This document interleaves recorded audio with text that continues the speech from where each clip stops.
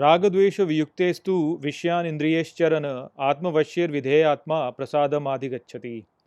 Hello friends, this is the 64th shlok of the second chapter of Bhagavad Gita, and today we will understand this shlok in detail. So let's first go over its meaning. So the shlok says ragadvesha viyuktestu, which means a person free from attachment and aversion. However, Vishyan Indriyesh Charana, which means when acting for the sense objects, Atma Vashir Vidheyatma, which means acts in self control, Prasadam Adhigacchati, which means moves to the grace of God.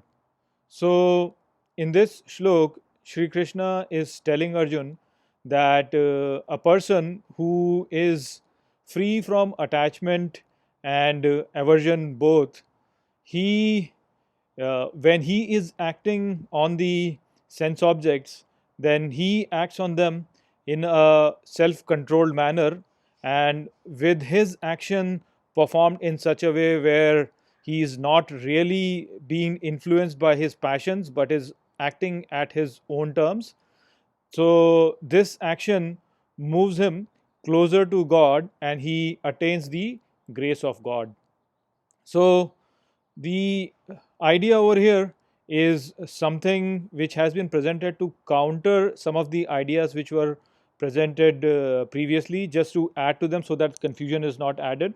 So basically what happens is that when we are told that we should act in a manner which is free from attachment, then the thing that comes in our mind often is that, oh, this means that we should completely detach ourselves from this world and we should withdraw from it and live a very ascetic life away from all the hustle and bustle of this sansar or this world.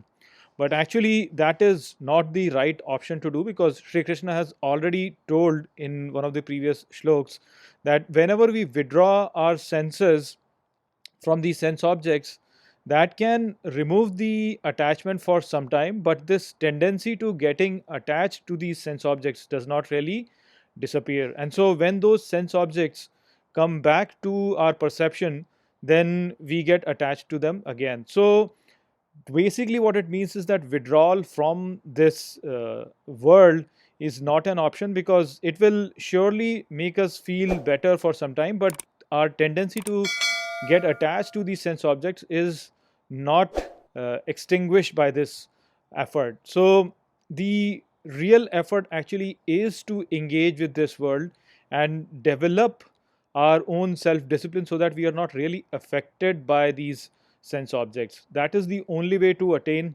freedom. So that is what Sri Krishna is telling over here. He is saying that a person who stays in this world, but he acts in a manner which is self controlled, which is not driven by passion, which is not driven by the attachment to the sense objects. That is the person who actually gets the grace of God. So in our daily life we have this conflict that is going on inside us all the time, where we whenever we are performing an action, we have conflict within us where we know what is good and we know what is not good, but we realize that the thing that is good is the thing that is also difficult. And so because we want our solutions to be quick, we want to get quick results, there is always this conflict which is going inside us on whether to perform an action which is good, which is difficult, or to perform an action which is bad but which is easier.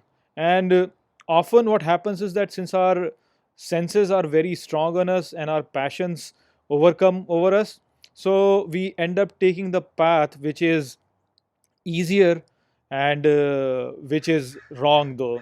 I mean, as an example, let's say that you are driving on a highway and then you realize that you have to go left or right wherever, but the thing is you cannot do it right now. You have to go certain distance and then have to come back. How many times you'll see people just break the rules and they will just go in the wrong direction and go to their place? So this is basically what is happening. Your passions overtook you. You did not have the discipline to keep going and then do the right thing, but you just broke the law, and you ended up getting your results, but that was not the right thing to do. So whenever you perform an action like this, you are basically telling yourselves that you are not a disciplined person, and so that way you always go further away from the divinity. Only the person who has the discipline to really do the right thing and not be overcome by passion, that is the person who slowly will move towards divinity. So you should have your action performed by your own intellect, which tells you what is right and what is wrong, not by your passions, which will ask you to look for the shortcut. If you act in this manner, then of course you will start moving closer and closer towards divinity. So that is the message of this shlok. I hope I have explained this shlok well to you. With that, I'll close this video. I'll see you all in the next video. Take care.